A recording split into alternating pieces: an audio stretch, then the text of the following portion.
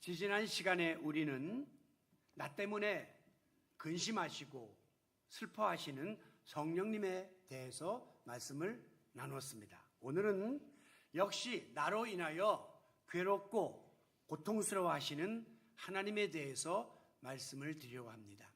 제목을 슬퍼하시는 성령님, 괴로워하시는 하나님 이렇게 정하니까 왠지 모르게 너무 송구스럽고 또 부끄러운 생각이 듭니다만은 어쩔 수 없는 말씀 속에 나타나 있는 우리 하나님의 감정이 그렇게 표현되어 있기 때문에 그런 제목을 선택할 수밖에 없었습니다. 우리가 살면서 가장 힘든 일 중에 하나는 바로 마음이 괴로운 경우입니다. 아닌 말로 몸이 괴로운 것은 어느 정도 참을 수도 있고 또 시간이 흐르다 보면 잊혀지기도 하지만 일단 마음에 깊은 어떤 상처가 파이게 되면 이게 두고두고 오래오래 생각이 나가지고 고통을 겪게 된다는 말씀이죠.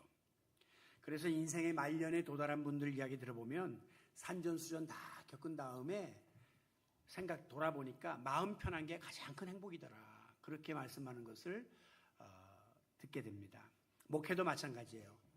교회가 크고 사람들이 많이 모이고 헌금이 많이 거치고 하는 목회적 성공 이런 것도 좋지만 제가 알고 있는 주위의 그런 큰 교회 목사님들은 엄청난 스트레스를 받고 있고 또 질병에 시달리고 있고 많은 고통 가운데 지내는 걸 보면서 목사님들도 모이면 교회가 크고 작고를 떠나서 마음 편한 목회하는 분이 가장 행복하다. 그 대표적인 분이 신영준 목사입니다. 그래서 제가 너무나 행복한 그런 목회를 하고 있다는 생각을 하게 됩니다. 왜? 성도들이 그렇게 힘들게 하고 괴롭히고 어렵게 하는 분들이 거의 없잖아요. 거의 빼고 아예 없잖아요. 그래서 제가 이렇게 너무 행복하게 참 목회를 하게 된 것이 참 감사합니다. 자녀 양육도 마찬가지인 것 같아요. 물론 아이들이 돈 잘 벌고 출세하고 잘 돼서 부모님에게 기쁨을 주는 것도 좋지만 그거 안 해도 좋으니까 부모 마음 괴롭게 하는 일만 좀 안 했으면 좋겠다. 그게 큰 행복이다라는 생각을 우리가 하게 됩니다. 하물며 피조물인 인간이 창조주 하나님을 괴롭게 한다? 이거는 너무 큰 죄가 되는 겁니다. 우리가 간혹 가다가 자녀들이 이제 부모의 마음을 아프게 하는 경우를 보면요.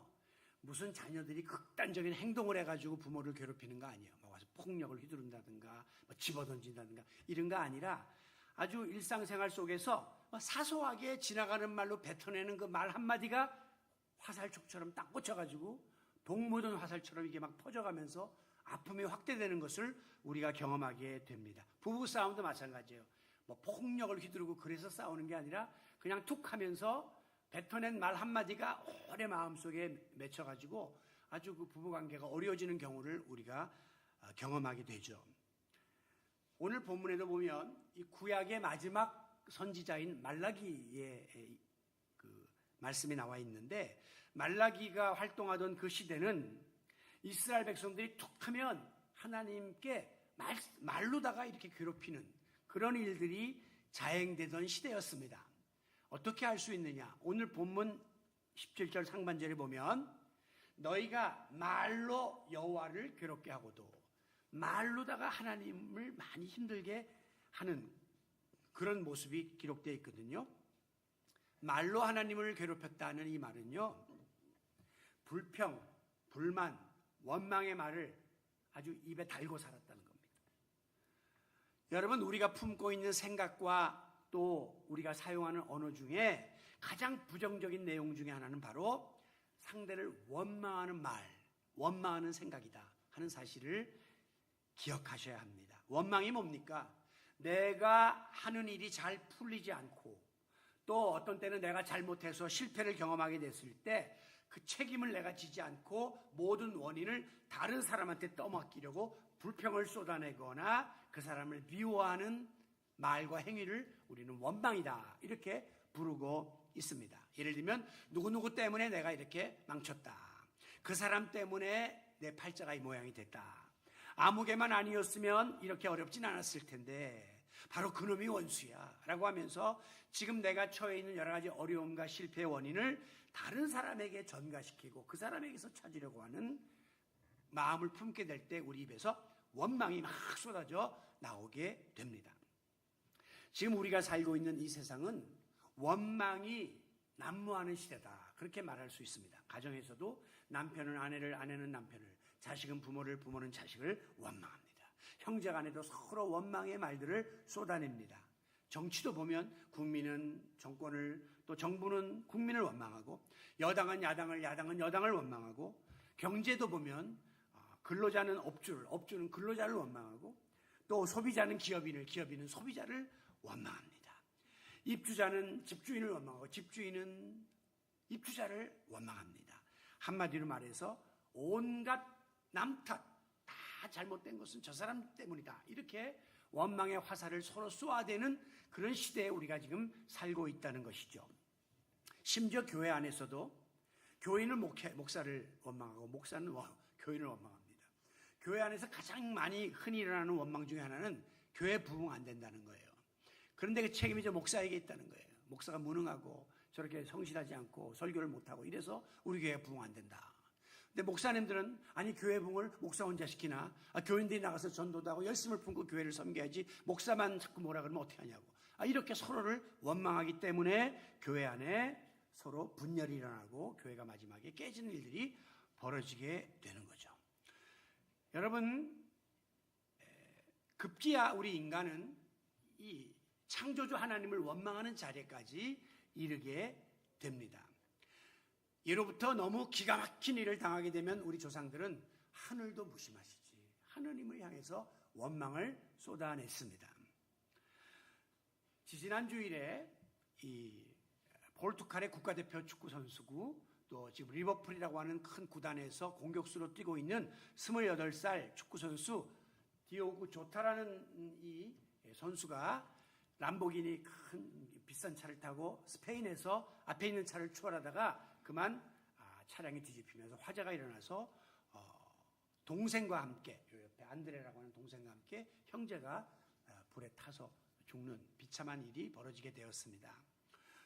한 아들을 잃는 것도 괴로운데 두 아들을 동시에 잃는다, 아마 그 부모의 입에서 하늘도 무심하시지, 이런 원망이 나올 수밖에 없었을 것이에요. 그런데 더 슬픈 것은요, 바로 이 조타의 그 결혼식이 2주일 전에 있었어요.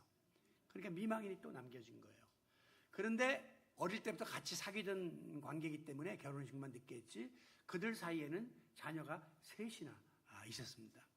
그러니까 이 모든 걸 다 뒤로하고 세상을 떴을 때 아마 부모들은 막 가슴을 치면서 하늘을 원망했을 거예요. 그런데 그 실려있는 기사를 보니까 조타의 부모와 조부모와 그리고 가족들이 마을에 있는 작은 예배당에 모여서 밤을 새면서 기도를 했다, 그렇게 기록되어 있더라고요.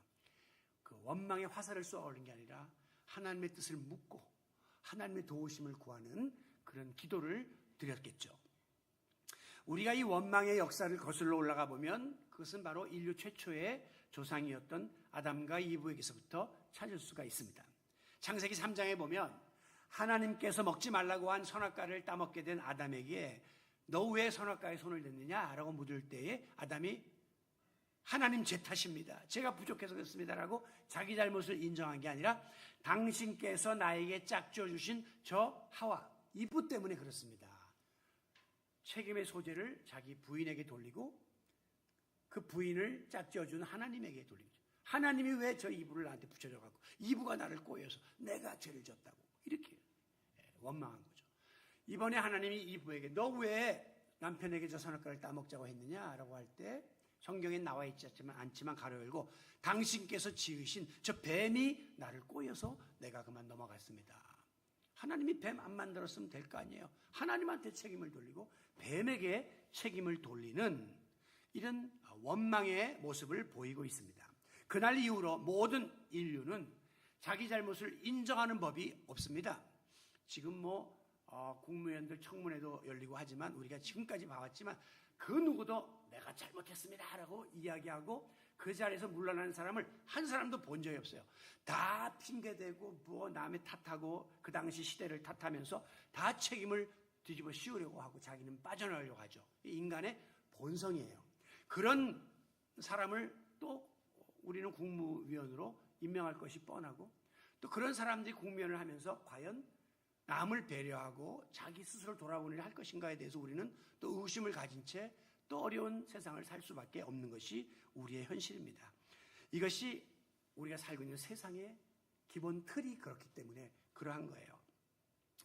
원망은 자기 책임을 회피하고 불행의 원인을 타인에게 다른 곳에서 찾거나 뒤집어 씌우려고 하는 아주 무책임하고 비겁한 소행입니다. 내가 잘못했으면 남 탓하지 말고 내 탓입니다, 내 부족입니다 라고 인정하고 책임을 지고 그 자리에서 내려오든가 그 자리에 앉지 말든가, 혹은 모든 것에 대한 결과를 자기가 책임져야 될 거 아니에요. 그런데 그걸 가지고 그냥 서로 탓하다가 이렇게 난장판 세상이 되는 거죠. 비겁한 행위입니다. 여러분, 오늘 본문에 기록되어 있는 이 선지자 말라기는 그 당시가 제사장들이 아주 썩었어요. 그리고 백성들은 이방 여인들과 결혼을 일삼는 등 악습이 팽배했습니다. 그래서 영적으로 하나님 말씀을 거역하는 불순종의 시대 속에 빠져 있었습니다. 바로 이와 같이 타락한 백성들을 향하여 하나님은 말라기라고 하는 선지자를 불러서 심판의 메시지를 선포하셨던 것입니다. 특별히 그 당시에는 어떤 일이 있었느냐, 바로 직전에 이스라엘 백성들이 바벨론의 포로로 잡혀가서 70년 동안 포로 생활을 하다가 다시금 귀환을 했거든요. 그리고 이스라엘 백성들이 이제 하나님의 도우심을 기대하고 있었는데, 그 말라기서에 보면 메시아의 예언이 나와요. 근데 메시아의 예언에 대한 소망은 전혀 이루어지지 않고, 거기에다 기근과 흉작이 덮치게 되자 이스라엘 백성들은 하나님의 그 약속을 의심하기 시작했습니다. 그리고 하나님의 사랑에 대해서 근본적으로 회의를 품게 되면서 자연히 원망의 말을 하나님에게 쏟아내기 시작한 것이죠. 그러면서도 그들은 어느 정도로 마음이 강팍했느냐, 이어지는 17절에 보면 우리가 어떻게 여호와를 괴롭혀드렸나이까 라고 반항하는 거예요. 너희가 말로 하나님을 괴롭게 하는도다 라고 선지자가 그러면 자기를 돌아보고 회개하고 바로 서야 될 텐데, 그러기는커녕 우리가 언제 말로다가 하나님을 괴롭게 한 적이 있습니까? 이렇게 아주 오리발을 내밀고 얼굴에 철판을 깔고, 다시 말하면 심령이 강팍해진 거죠. 그리고 거짓말을 일삼는 그런 이중성을 드러내고 있는 거예요. 여러분, 세상을 살면서 다른 사람한테 말도 안 되는 억울한 소리 들어본 적 있으시죠? 더구나 모함, 거짓말, 누명 쓰고. 여러분, 이것처럼 괴로운 일이 없습니다. 나는 아닌데 그렇다고 막 거짓 누명을 씌워갖고 소문을 내니까요. 특별히 또 내가 낳아서 기른 자식들한테 또 비난과 원망의 소리를 듣게 될 때 부모가 느끼게 되는 그 심정은 이루 말할 수가 없는 거예요. 지금 이스라엘 백성들이 하나님 아버지에게 이런 원망을 막 쏟아내면서 하나님 마음을 아프게 만드는 잘못을 저지르고 있습니다. 그런데 이스라엘 백성들은요, 이게 한두 번이 아니에요. 지금 이거 구약성경 막바지에 도달해서 이런 모습을 보면 어쩌다 그러면 이해가 되는데, 출애굽할 때 처음 그 역사서에도 보면 이스라엘 백성들은 비일비재하게 하나님을 원망했던 일들이 기록되어 있습니다. 다시 말하면 아주 상습범들이라는 사실을 우리가 발견하게 되죠. 자, 이스라엘 백성이 가나안 정복을 위한 여리고 성 전투에서 대승을 거두게 됩니다. 그것도 자기들의 힘이 아니라 그냥 뺑뺑뺑 돌기만 했는데 성이 무너져 내리는, 아주 앉아서 이 여리고성을 집어먹었죠. 그리고 나서 이제 두 번째 그들이 점령해야 될 성이 아이성인데, 아이성은 여리고성보다 굉장히 작았어요. 보잘것없었어요. 그러니까 이스라엘 백성들이 우리가 여리고성도 쉽게 점령했는데 이 아이성은 힘쓸 것도 없다. 몇 명만 나가서, 반만 나가서 점령해라. 그리고 절반만 보냈는데 웬걸 결과는 엄청난 대패를 한 거예요. 그러니까 영도자 여호수아와 장로들이 하나님을 원망하는 말을 쏟아냅니다. 어찌하여 이런 일이 벌어질 수 있단 말입니까? 라고 하나님 앞에 하소연을 했는데, 그때 하나님께서는 오히려 내가 물을 이야기다, 어찌하여 너희들이 나를 지금 원망하느냐라고 반문하십니다. 이유인즉, 지금 그들이 아이성 전투에서 패배한 이유가 어디에 있느냐면 이스라엘 백성들이 여리고성을 점령한 다음에 전리품들을 많이 뺏었잖아요. 그런데 그 당시에 전쟁에 나가서 전리품을 뺏으면 이거는 하나님 몫이에요. 하나님께 드려야 되는 게 원칙인데 이스라엘 백성들 중에 아간이라고 하는 사람이 그 중에 일부를 자기가 착복을 한 거예요. 훔친 거예요. 하나님은 거기에 대해서 분노하셨고 그래서 아이성 전투에서 패배하도록 내버려 두신 거죠. 즉 하나님께서 그들의 잘못을 심판하신 결과지 니들이 나를 원망할 처지가 아니야 라고 하나님이 일깨워 주신 것입니다. 뿐만 아니라 툭하면 이스라엘 백성들은 하나님을 원망했고 모세를 원망했습니다. 툭하면 차라리 애굽으로 돌아가자. 애굽에 돌아가면 이렇게 고생은 안 할 거 아니냐. 이렇게 자꾸 불평불만을 한 거예요. 하나님 입장에서 보면 어렵사리 이스라엘 백성을 애굽에서 끌어내줬더니 이제 와서 적반하장이라고 하나님을 향해서 원망을 쏟아내니까 아버지 마음이 너무 아팠죠. 하나님 마음을 막 후벼 파는 그런 짓들을 이스라엘 백성들이 한 거예요. 그래서 성경은 하나님을 그들이 괴롭게 했다. 그렇게 기록하고 있는 것입니다. 반면에 우리가 알고 있는 욥을 한번 떠올려 보세요. 욥은요 하루아침에 자식들 7명 다 잃어버리고 또 재산 다 날리고 그리고 건강까지 잃어버리는 모든 걸 다 잃어버렸습니다. 원망을 해도 상원망을 해야 될 입장이 욥이었어요. 그런데 성경에 보면 욥은 이 모든 일에 입술로도 범죄하지 않고 하나님을 향하여 어리석게 원망하지 않았더라. 욥과 이스라엘 백성의 모습이 대비되잖아요. 여러분 오늘 우리가 아주 쉽게 저지르기 쉬운 죄가 바로 말로 하나님을 원망하는 죄입니다. 우리가 어떤 행동으로 죄를 짓는 것은 거기에 대한 노력이 필요하고 대가가 필요하지만 말은 입만 열면 그냥 나오잖아요.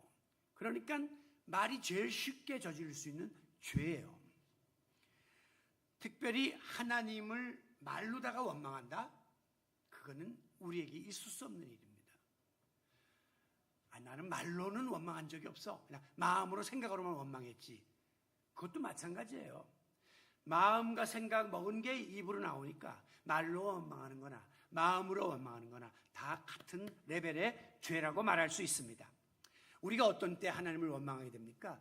내가 이만하면 열심히 이 일을 위하여 기도할 만큼 한 것 같은데 왜 이렇게 응답이 안 될까? 하나님은 왜 내 기도를 들어주시지 않는 거야? 그 속에는 원망의 말이 담겨 있는 거죠. 나는 이만하면 신앙생활 열심히 하느라고 애쓰고 교회생활도 열심히 하는데 왜 우리 가정에는 축복이 임하지 않는 거야? 하나님에 대해서 약간 불평을 토로하는 뉘앙스죠. 특별히 저 사람은 안 믿는데도 저렇게 잘 되는데 나는 하느라고 하는데 왜 이렇게 안 되고 어려운 거야? 라고 비교하면서 원망의 마음을 품거나 말로 우리가 하나님을 원망하려고 들었던 적은 없는지요. 지금 오늘 이스라엘 백성이 하나님의 마음이 괴로움을 느낄 만큼 하나님을 원망했던 가장 큰 이유가 뭐냐? 그거는요, 이스라엘 백성들이 바벨론 포로에서 나왔다 그랬죠. 70년간. 와보니까 성전이 다 회파되어 있는 거예요. 다 무너진 거예요. 그래서 이스라엘 백성들이 제일 먼저 바벨론 포로에서 돌아와가지고 한 일이 뭐냐면 성전을 재건했습니다. 다시 성전을 봉헌해서 하나님께 올려드렸어요. 그때 이스라엘 백성들은 어떤 생각을 했냐면 이제 우리가 하나님의 성전을 제일 먼저 재건해서 올려드렸으니까 하나님도 우리에게 큰 복을 주실 거야. 그렇게 기대를 하고 있었는데 정작 그런 일이 벌어지지 않게 되자 이스라엘 백성들 여기저기에서 불평과 원망이 터져나오게 된 것입니다. 아마 이스라엘 백성들은 성전을 재건하고 난 다음에 하나님 앞에 봉헌하면서 과거에 솔로몬이가 성전을 봉헌한 후에 받았던 축복을 기대했던 것 같아요. 열왕기상 8장에 보면 솔로몬 왕이 성전을 봉헌하자 그 성전 안에 하나님의 임재를 상징하는 구름이 가득 임하면서 하나님이 약속해 주시기를 너희가 앞으로 재앙을 당하거나 재난을 당하거나 혹은 적군의 침입을 당했을 때에 성전에 와서 기도하면 내가 이 모든 화를 면케해 주겠다라는 약속을 해 주셨습니다. 그 결과 솔로몬의 통치 시대에 어떤 일이 벌어졌느냐? 이스라엘 역사상 전무후무한 전에도 없고 후에도 없는 최고의 번영을 누렸던 거예요. 그러니까 이스라엘 백성은 그 역사를 잘 알고 있습니다. 그러니까 이번에도 우리가 성전을 재건하여 하나님께 바쳤으니까 솔로몬 시대와 같은 어마무시한 하나님의 축복이 임할 것을 간절히 기대했는데 웬걸 시간이 흘러도 아무런 응답이 없는 거예요. 설상가상으로 자기들을 괴롭히던 원수 나라 바사가 망하는 게 아니라 더 잘 되는 거예요. 그런데 자기 나라 이스라엘 백성은 더 점점 쪼그라들고 초라해지기 시작하는 거예요. 이거 뭐야? 성전을 봉헌에 올렸으면 하나님이 거기에 상응하는 솔로몬 시대와 같은 태평성대를 주실 줄 알았는데 이거 반대로 더 어려움이 다가오니까 불평불만이 터져 나올 수밖에 없었던 거죠. 이스라엘 백성들 입장에서 보면 당연한 일이라고 볼 수도 있는 겁니다. 여러분, 하나님이 살아계시면 왜 저 원수 나라가 잘 되는 거야? 악을 행하는 저 나라는 왜 내버려두고 선민 우리 이스라엘 백성은 왜 고통을 당하는 거야? 막 하나님을 향한 불평, 불만, 원망이 터져나오자 그들이 마지막에 뭐라고까지 말했는 줄 아세요? 자, 그 다음에 나오는 구절을 보세요. 모든 악을 행하는 5번 행하는 자는 여호와의 눈에 좋게 보이며 그에게 기쁨이 된다라고 했습니다. 이게 무슨 뜻이에요? 악을 행하는 사람을 하나님이 기쁘게 여긴다. 예? 이 악을 행하는 사람을 하나님이 좋게 여긴다. 이건 뭐예요? 하나님을 모독하는 일이에요. 선하신 하나님이 악을 치시지 악을 받아들이고 기쁘게 여겨요. 그런데 이스라엘 백성들이 속에서 부화가 나니까 이거 하나님은 차라리 악을 행하는 사람을 더 좋아하는 하나님이구나. 이렇게 하나님의 존재에 대해서 도전을 하게 된 거예요. 그리고 더 나아가서 17절 하반절에 보면 에라 정의의 하나님이 어디 계시냐?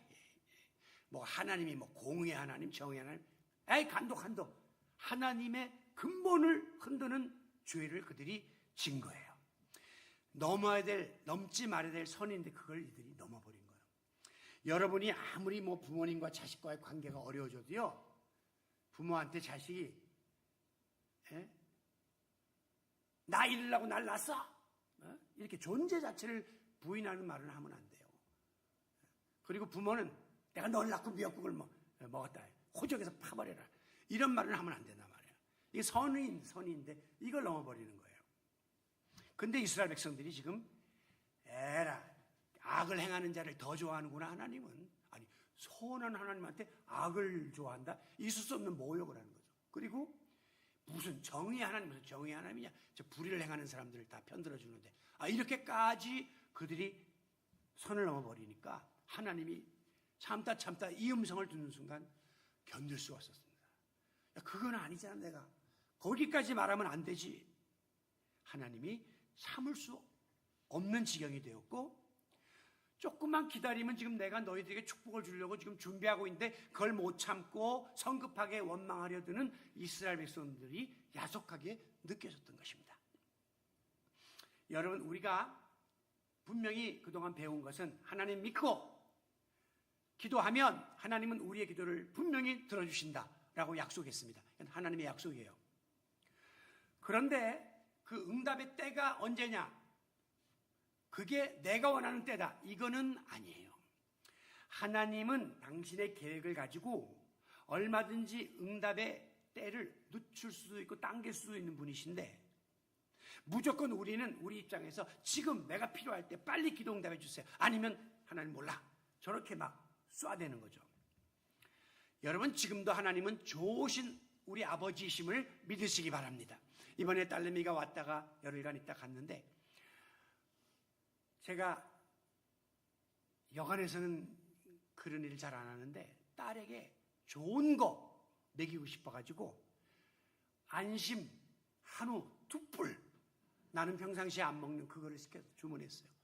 그거를 또 내가 잘 구우려고 레시피 인터넷을 다 찾아가지고 미리 거기다가 다 이렇게 그 양념을 하고 올리브 기름을 다 발라서 숙성시킨 다음에 센 불에 해야 된다 그래갖고 또 쫙 그냥 센 불에다가 다 오븐하고 또 뒤집어갖고 또 버터를 또 다 해갖고 막 기가 막히게 해갖고 주니까 이 아이가 막 와 너무 맛있다고.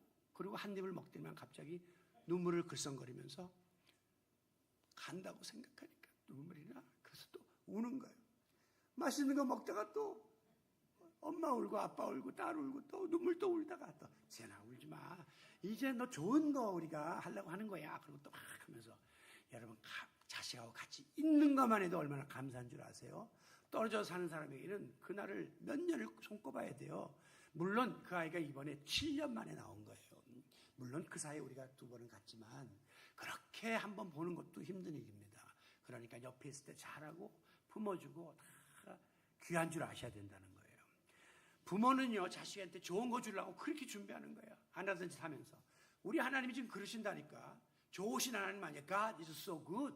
좋은 하나님은 우리 형편을 보시고 지금 좋은 거 주려고 다 예배하는데 이게 느닷없이 막 욕을 해대면서 불평을 야기하면서 존재를 부인하면서 막 해대니까 하나님의 마음이 너무 아팠어요. 여러분, 이거는 미성숙해서 그래요. 모자라서 그런 겁니다.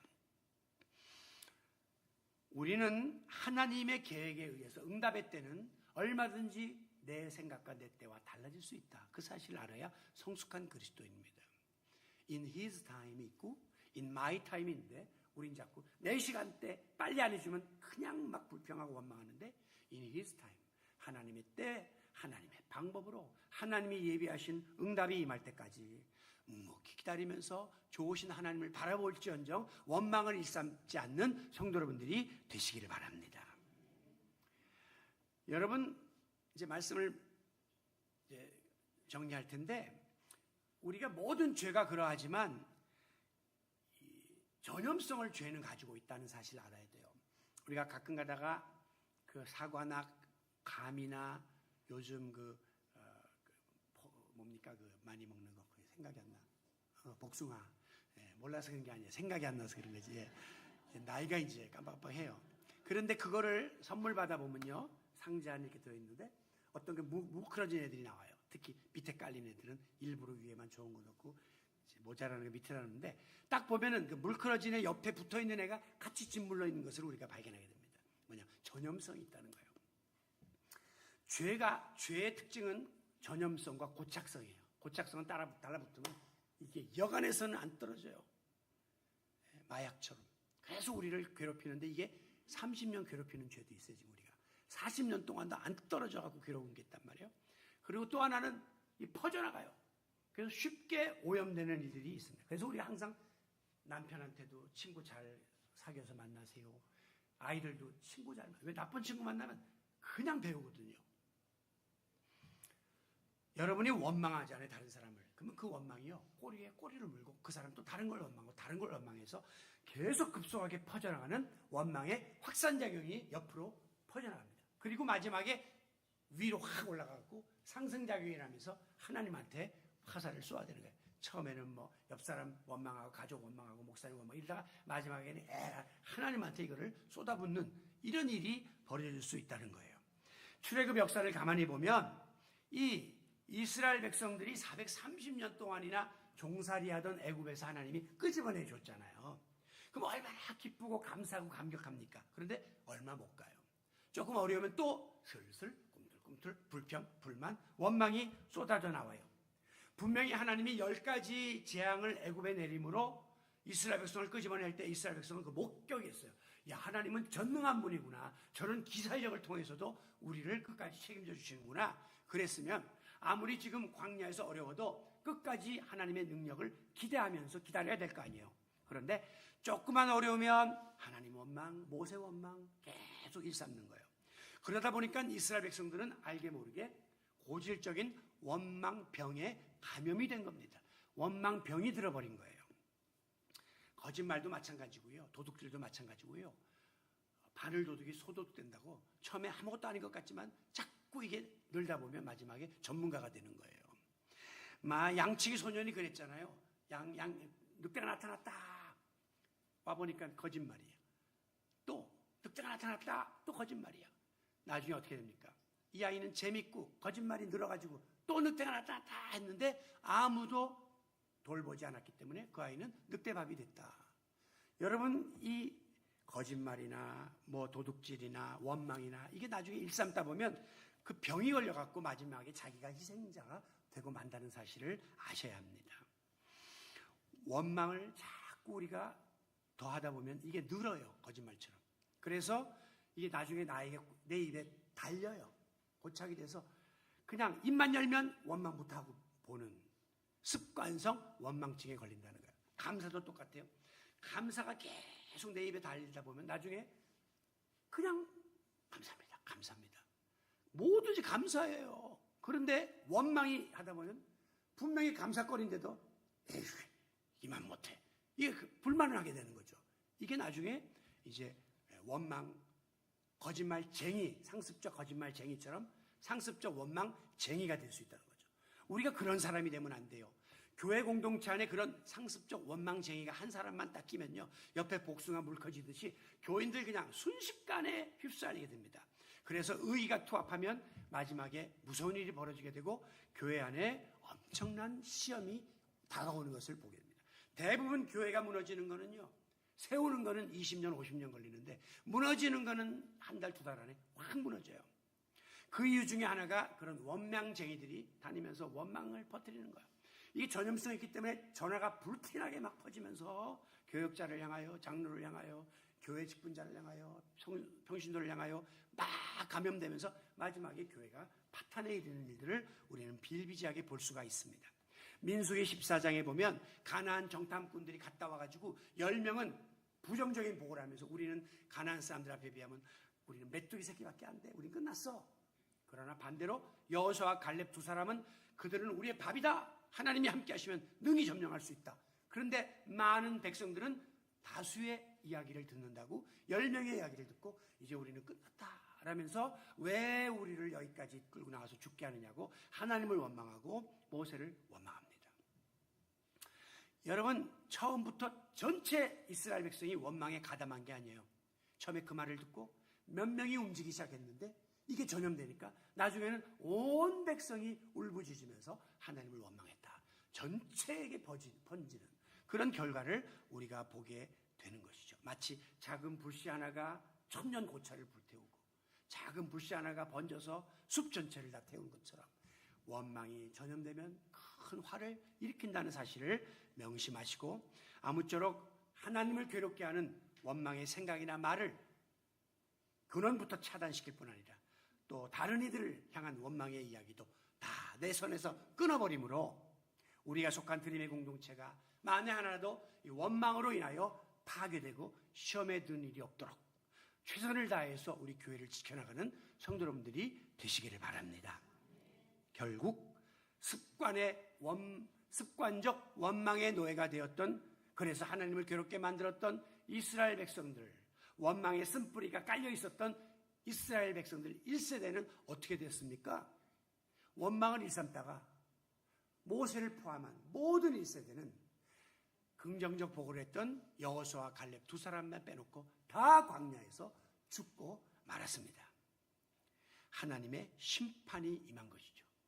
부모를 향해서 원망하고 불평을 일삼던 자식이 마지막에 유산 정리할 때 부모가 미안하지만 넌 없어 라고 끝나는 것처럼 거기에 대한 대가를 받게 된 거죠. 그렇습니다. 야고보서 5장 9절에 보면 형제들아 서로 원망하지 말라. 원망은요 원사이드로 하는 게 아니라 주고받게 돼 있어요. 그래야 심판을 면하리라. 그랬는데 이스라엘 백성은 서로 원망하고 상승하여 하나님을 원망했더니 심판이 그들에게 임한 것입니다.